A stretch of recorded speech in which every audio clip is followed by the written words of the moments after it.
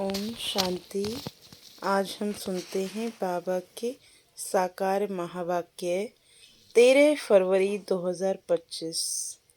मुरली का सार है, मीठे बच्चे, बाप जो है जैसा है उसे यथार्थ रीति जानकर याद करना, यही मुख्य बात है। मनुष्य को यह बात युक्ति से समझानी है। आज बाबा ने प्रश्न पूछा, सारे यूनिवर्स के लिए कौन सी पढ़ाई है जो यहाँ ही तुम पढ़ते हो? सारे यूनिवर्स के लिए यही पढ़ाई है कि तुम सब आत्मा हो। आत्मा समझकर बाप को याद करो तो पावन बन जाएंगे। सारे यूनिवर्स का तो बाप है, वह एक ही बार आते हैं सबको पावन बनाने। वही रचता और रचना की नॉलेज देते हैं। इसलिए वास्तव में यह एक ही यूनिवर्सिटी है। यह बात बच्चों को स्पष्ट कर समझानी है। ओम शांति। भगवानुवाच। अब यह तो रूहानी बच्चे समझते हैं कि भगवान कौन है। भारत में कोई भी यथार्थ रीति जानते नहीं हैं। कहते भी हैं मैं जो हूँ जैसा हूँ, मुझे यथार्थ रीति कोई नहीं जानते। तुम्हारे में भी नंबरवार है, नंबरवार पुरुषार्थ अनुसार जानते हैं। भले यहाँ रहते हैं परंतु यथार्थ रीति से नहीं जानते। यथार्थ रीति जानकर और बाप को याद करना, यह बड़ी मुश्किलात है। भले बच्चे कहते हैं कि बहुत सहज है, परंतु मैं जो हूँ मुझे निरंतर बाप को याद करना है। बुद्धि में युक्ति रहती है, मैं आत्मा बहुत छोटा हूँ। हमारा बाबा भी बिंदी छोटा है। आधा कल्प तो भगवान का कोई नाम भी नहीं लेते, दुख में ही याद करते हैं, हे भगवान। अब भगवान कौन है यह तो कोई मनुष्य समझते नहीं। अब मनुष्य को कैसे समझाएं, इस पर विचार सागर मंथन चलना चाहिए। नाम भी लिखा हुआ है, प्रजापिता ब्रह्मा कुमारी ईश्वरीय विश्वविद्यालय। इससे भी समझते नहीं हैं कि यह रूहानी बेहद के बाप का ईश्वरीय विश्वविद्यालय है। अब क्या नाम रखें जो मनुष्य झट समझ जाएं। कैसे मनुष्यों को समझाएं कि यह यूनिवर्सिटी है। यूनिवर्स से यूनिवर्सिटी अक्षर निकला है। यूनिवर्स अर्थात सारा वर्ल्ड उसका नाम रखा है। यूनिवर्सिटी जिसमें सब मनुष्य पढ़ सकते हैं। यूनिवर्स के पढ़ने लिए यूनिवर्सिटी है। अब वास्तव में यूनिवर्स के लिए तो एक ही बाप आते हैं, उनकी यह एक ही यूनिवर्सिटी है। एम ऑब्जेक्ट भी एक है, बाप ही आकर सारे यूनिवर्स को पावन बनाते हैं, योग सिखाते हैं। यह तो सब धर्म वालों के लिए है। कहते हैं अपने को आत्मा समझो, सारे यूनिवर्स का बाप है, इनकॉर्पोरियल गॉडफादर। तो क्यों ना इसका नाम spiritual university of spiritual incorporeal God father रखें। ख्याल किया जाता है मनुष्य ऐसे हैं जो सारे वर्ल्ड में बाप को एक भी नहीं जानते हैं। रचता को जाने तो रचना को भी जाने। रचता द्वारा ही रचना को जाना जा सकता है। बाप बच्चों को सब कुछ समझा देंगे और कोई भी जानते नहीं। ऋषि मुनि भी नीति नीति करते गए तो बाबा कहते तुमको पहले यह रचता और रचना की नॉलेज नहीं थी, अभी रचता ने समझाया है। बाबा कहते मुझे सब पुकारते भी हैं, आकर हमको सुख शांति दो, क्योंकि अभी दुख अशांति है। उनका नाम ही है दुख हरता सुख करता। वह कौन है भगवान, वह कैसे दुख हरकर सुख देते हैं, यह कोई नहीं जानता। तो ऐसा क्लियर कर समझे, निराकार गॉड फादर ही यह नॉलेज देते हैं। ऐसे ऐसे विचार सागर मंथन करना चाहिए। बाप समझाते हैं, मनुष्य सभी हैं पत्थर बुद्धि, अभी तुमको पारस बुद्धि बना रहे हैं। वास्तव में पारस बुद्धि उन्हें कहेंगे जो कम से कम 50 से अधिक मार्क्स लें। फेल होने वाले पारस बुद्धि नहीं है। यह भी कोई समझते नहीं है कि राम को बाण क्यों दिखाए। श्री कृष्ण को स्वदर्शन चक्र दिखाया है कि उसने सबको मारा और राम को बाण दिखाए। एक खास मैगजीन निकलती है जिसमें दिखाया है श्री कृष्ण कैसे स्वदर्शन चक्र से अकासुर, बकासुर आदि को मारते हैं। दोनों को हिंसक बना दिया और फिर डबल अहिंसक बना दिया। कहते हैं उन्हों को भी बच्चे पैदा हुए ना। अरे वह है ही निर्विकारी देवी देवता, वहाँ रावण राज्य है ही नहीं। इस समय रावण संप्रदाय कहा जाता है। अभी तुम समझाते हो हम योग बल से विश्व की बादशाही लेते हैं, तो क्या योग बल से बच्चे नहीं हो सकते? वह है ही निर्विकारी दुनिया। अभी तुम शूद्र से ब्राह्मण बने हो, ऐसे अच्छी रीति समझाना है जो मनुष्य समझे। इनके पास पूरा ज्ञान है, थोड़ा भी इस बात को समझेंगे तो समझा जाएगा यह ब्राह्मण कुल का है। कोई के लिए तो झट समझ जाएंगे यह ब्राह्मण कुल का है नहीं। आते तो अनेक प्रकार के हैं ना। तो तुम spiritual university of spiritual incorporeal God father लिख दो, देखो क्या होता है। विचार सागर मंथन कर अक्षर मिलाने होते हैं। इसमें बड़ी युक्ति चाहिए लिखने की, जो मनुष्य समझे। यह यहाँ यह नॉलेज गॉड फादर समझाते हैं अथवा राजयोग सिखलाते हैं। यह अक्षर भी कॉमन है। जीवन मुक्ति, डीटी सावरंटी इन सेकंड, ऐसे ऐसे अक्षर हों जो मनुष्यों की बुद्धि में बैठें। ब्रह्मा द्वारा विष्णुपुरी की स्थापना होती है। मन मनाभाव का अर्थ है बाप और वर्षे को याद करो। तुम हो ब्रह्मा मुख वंशावली, ब्राह्मण कुलभूषण, सुदर्शन चक्रधारी। अब वह तो है सुदर्शन चक्र विष्णु को दिखाते हैं, श्री कृष्ण को भी 4 भुजाएं दिखाते हैं। अब उनको 4 भुजाएं हो कैसे सकती? बाप कितना अच्छी रीति समझाते हैं। बच्चों को बड़ा विशाल बुद्धि, पारस बुद्धि बनना है।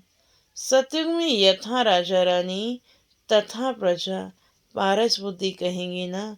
वह है पारस दुनिया, यह है पत्थरों की दुनिया। तुमको यह नॉलेज मिलती है मनुष्य से देवता बनने की। तुम अपना राज्य श्रीमत पर फिर से स्थापन कर रहे हो। बाबा हमको युक्ति बतलाते हैं कि राजा महाराजा कैसे बन सकते हो। तुम्हारी बुद्धि में ये ज्ञान भर जाता है। औरों को समझाने के लिए गोले पर समझाना भी बड़ा सहज है। इस समय जनसंख्या देखो कितनी है। सतयुग में कितने थोड़े होते हैं। संगम तो है ना। ब्राह्मण तो थोड़े होंगे ना। ब्राह्मणों का युग ही छोटा है। ब्राह्मणों के बाद हैं देवताएं, फिर वृद्धि को पाते हैं। बाजोली होती है ना, तो सीढ़ी के चित्र के साथ विराट रूप भी होगा। तो समझाने में क्लियर होगा। जो तुम्हारे कुल के होंगे उनकी बुद्धि में रचता और रचना की नॉलेज सहज ही बैठ जाएगी। उनकी शक्ल से भी मालूम पड़ जाता है कि यह हमारे कुल का है या नहीं। अगर नहीं होगा तो तवाई की तरह सुनेगा। जो समझू होगा वह ध्यान से सुनेगा। एक बार किसको पूरा तीर लगा तो फिर आते रहेंगे। कोई प्रश्न पूछेंगे और कोई अच्छा फूल होगा तो रोज आपे ही आकर पूरा समझकर चला जाएगा। चित्रों से तो कोई भी समझ सकते हैं। यह तो बरोबर देवी देवता धर्म की स्थापना बाप कर रहे हैं। कोई ना पूछते भी आप ही समझते रहेंगे। कोई तो बहुत पूछते रहेंगे, समझेंगे कुछ भी नहीं। फिर समझाना होता है, हंगामा तो करना नहीं है। फिर कहेंगे ईश्वर तुम्हारी रक्षा भी नहीं करते हैं। अब वह रक्षा क्या करते हैं सो तो तुम जानते हो, कर्मों का हिसाब किताब तो हर एक को अपना चुकतू करना है। ऐसे बहुत हैं, तबीयत खराब होती है तो कहते हैं रक्षा करो। बाबा कहते हम तो आते हैं पतितों को पावन बनाने। वह धंधा तुम भी सीखो। बाप 5 विकारों पर जीत पहनाते हैं तो और ही जोर से वह सामना करेंगे। विकार का तूफान बहुत जोर से आता है। बाबा तो कहते हैं बाप का बनने से यह सब बीमारियां उथल खाएंगी, तूफान जोर से आएंगी। पूरी बॉक्सिंग है, अच्छे अच्छे पहलवानों को भी हरा लेते हैं। कहते हैं ना चाहते हुए भी कुदृष्टि हो जाती है, रजिस्टर खराब हो जाएगा। कुदृष्टि वाले से बात नहीं करनी चाहिए। बाबा सभी सेंटर्स के बच्चों को समझा रहे हैं। कुदृष्टि वाले बहुत ढेर हैं, नाम लेने से और ही ट्रेटर बन जाएंगे। अपनी सत्यानाश करने वाले उल्टे काम करने लग पड़ते हैं। काम विकार नाक से पकड़ लेता है, माया छोड़ती नहीं है। कुकर्म, कुदृष्टि, कुवचन निकल पड़ते हैं, कुचलन हो पड़ती है। इसलिए बहुत बहुत सावधान रहना है। तुम बच्चे जब प्रदर्शनी आदि करते हो तो ऐसी युक्ति रचो जो कोई भी सहज समझ सके। यह गीता ज्ञान स्वयं बाप पढ़ा रहे हैं, इसमें कोई शास्त्र आदि की बात नहीं है। यह तो पढ़ाई है। किताब गीता तो यहाँ है नहीं। बाप पढ़ाते हैं, किताब थोड़े ही हाथ में उठाते हैं। फिर यह गीता नाम कहाँ से आया? यह सब धर्म शास्त्र बनते ही बाद में है। कितने अनेक मठ पंथ हैं, सबके अपने अपने शास्त्र हैं। टाल डाल जो भी हैं, छोटे छोटे मठ पंथ, उनके भी शास्त्र आदि अपने अपने हैं। तो वह हो गए सब बाल बच्चे, उनसे तो मुक्ति मिल ना सके। सर्वशास्त्रमयी शिरोमणि गीता गाई हुई है। गीता का भी ज्ञान सुनाने वाले होंगे ना, तो यह नॉलेज बाप ही आकर देते हैं। कोई भी शास्त्र आदि हाथ में थोड़े ही है। मैं भी शास्त्र नहीं पढ़ा हूँ, तुमको भी नहीं पढ़ाते हैं। वे सीखते हैं, सिखलाते हैं। यहाँ शास्त्रों की बात नहीं है, बाप है ही नॉलेजफुल। हम तुमको सभी वेद शास्त्रों का सार बतलाते हैं। मुख्य है ही 4 धर्मों के 4 धर्म शास्त्र। ब्राह्मण धर्म का कोई किताब है क्या? कितनी समझने की बात है। यह सब बाप बैठ डिटेल में समझाते हैं। मनुष्य सब पत्थर बुद्धि हैं, तब तो इतने कंगाल बने हैं। देवताएं थे तो गोल्डन एज में, वहाँ सोने के महल बनते थे, सोने की खानियाँ थीं। अभी तो सच्चा सोना है नहीं। सारी कहानी भारत पर ही है। तुम देवी देवता पारस बुद्धि थे, विश्व पर राज्य करते थे। अभी स्मृति आई है, हम स्वर्ग के मालिक थे, फिर नरक के मालिक बने हैं, अभी फिर पारस बुद्धि बनते हैं। यह ज्ञान तुम बच्चों की बुद्धि में है, जो फिर औरों को समझाना है। ड्रामा अनुसार पार्ट चलता रहता है, जो टाइम पास होता है सो एक्यूरेट। फिर भी पुरुषार्थ तो कराएंगे ना। जिन बच्चों को नशा है कि स्वयं भगवान हमको हेवन का मालिक बनाने के लिए पुरुषार्थ कराते हैं, उनकी शक्ल बड़ी फर्स्ट क्लास खुशनुमा रहती है। बाप आते ही हैं बच्चों को पुरुषार्थ कराने प्रारब्ध के लिए। यह भी तुम जानते हो, दुनिया में थोड़े ही कोई जानते हैं। हेवन का मालिक बनाने भगवान पुरुषार्थ कराते हैं, तो खुशी होनी चाहिए। शक्ल बड़ी फर्स्ट क्लास खुशनुमा होनी चाहिए। बाप की याद से तुम सदैव हर्षित रहेंगे। बाप को भूलने से ही मुरझाइश आती है। बाप और वर्षे को याद करने से खुशनुमा हो जाते हैं। हर एक की सर्विस से समझा जाता है। बाप को बच्चों की खुशबू तो आती है ना, सपूत बच्चों से खुशबू आती है, कपूत से बदबू आती है। बगीचे में खुशबूदार फूल को ही उठाने के लिए दिल होगी, अक को कौन उठाएंगे। बाप को यथार्थ रीति याद करने से ही विकर्म विनाश होंगी। अच्छा, मीठे मीठे सिक्की लदे बच्चों प्रति माता पिता बाप दादा का याद प्यार और गुड मॉर्निंग। रूहानी बाप की रूहानी बच्चों को नमस्ते। हम रूहानी बच्चों की रूहानी बाप को नमस्ते नमस्ते। शुक्रिया बाबा, शुक्रिया। धारणा के लिए मुख्य सार। पहली पॉइंट, माया की बॉक्सिंग में हारना नहीं है। ध्यान रहे, कभी मुख से कुवचन न निकले, कुदृष्टि, कुचलन, कुकर्म न हो जाए। दूसरी पॉइंट बाबा ने कहा, फर्स्ट क्लास खुशबूदार फूल बनना है। नशा रहे कि स्वयं भगवान हमको पढ़ाते हैं। बाप की याद में रह सदैव हर्षित रहना है, कभी मुरझाना नहीं है। आज का वरदान है, चैलेंज और प्रैक्टिकल की समानता द्वारा स्वयं को पापों से सेफ रखने वाले विश्व सेवाधारी भव। आप बच्चे जो चैलेंज करते हो, उस चैलेंज और प्रैक्टिकल जीवन में समानता हो, नहीं तो पुण्य आत्मा के बजाय बोझ वाली आत्मा बन जाएंगे। इस पाप और पुण्य की गति को जानकर स्वयं को सेफ रखो, क्योंकि संकल्प में भी किसी भी विकार की कमजोरी, व्यर्थ बोल, व्यर्थ भावना, घृणा व ईर्ष्या की भावना पाप के खाते को बढ़ाती है।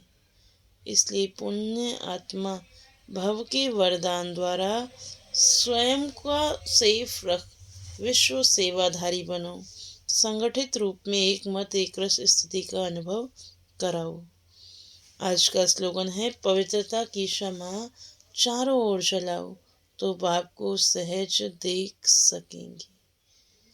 आज का व्यक्त इशारा है, प्रत्यक्षता का झंडा लहराने के लिए सिर्फ 2 शब्द हर कर्म में लाना। एक, सर्व संबंध संपर्क में आपस में एकता। अनेक संस्कार होते हैं, अनेकता में एकता और दृढ़ता, यही सफलता का साधन है। कभी कभी एकता हिल जाती है, यह करें तो मैं करूं नहीं। आपका स्लोगन है, स्व परिवर्तन से विश्व परिवर्तन, विश्व परिवर्तन से स्व परिवर्तन नहीं। ओम शांति, ओम शांति, ओम शांति।